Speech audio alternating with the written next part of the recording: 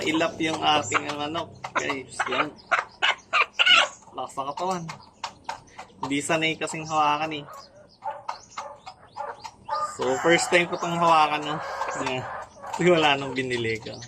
Yan, pagkabili ko, tapos pinapatuka ko lang araw-araw. Once a day lang ang patuka nito, guys. Yan. Lakas naman. Mailap masyado, guys. Ayan. O, ito na. 8 months old na, guys. Yan. Ang ganda ng katawan, guys. Grabe. Bultong-bulto yung katawan. Tingnan nyo, guys. Malapitan. Pure white siya, guys, no? Pati pa. Yan. Haba ng tahid. So, trio itong kinuha ko, no? Yung dalawang babae, may tahid din yung paa. Pero, hindi siya pure white. So, tinanong ko si ma'am, yung sales agent ng game farm. Grabe.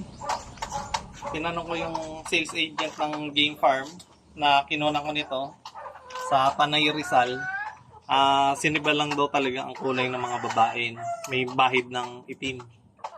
Yan. Pero may mga ibang babae daw na hindi ganong halata yung pagkaitim. Mukha siyang pure white. Pero itong mga babae natin dito, 8 months old na rin to. No? Pero hindi sila magkapatid ng ating kinuha na kakerel.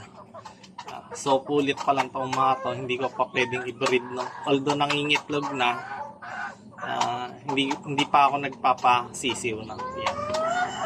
Hindi ko pa rin sila pinagsasamang dalawa. Kundo, pulang-pula yung mata. Oh. Grabe, pulang-pula. Guys, ganda. Ganda ng pagka, ganda. Grabe, bulto ng katawan. Mukha siyang maliit lang. Para sa akin, Hindi kasi ako sanay.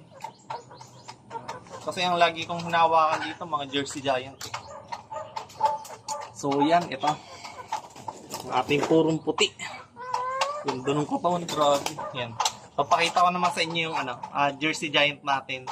Tapos na siya mag-molting.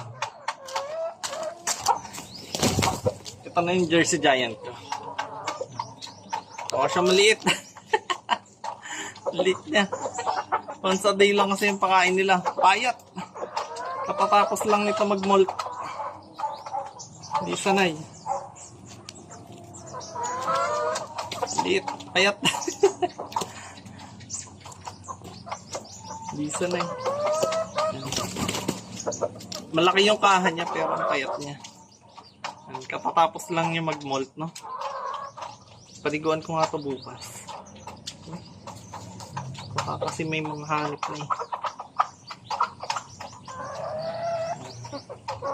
So, ito, yung Jersey Giant natin. Liit na niya. Ganito na lang siya kalito. Grabe. Maliit talaga kapag once a day lang paktukain, no? Pero halata pa rin naman siyang malaki. Pag sa personal. Kahit na magaan siya. Nasa na lang to. 3.5 kilos. Ganun na lang siya kapayat. Ang timbang niya. Ganun na lang. Goods din naman yun. Pang-breeding, no? Huwag lang natin masyadong ibababa sa 3 kilos, no? Goods to. Ayat talagang gusto.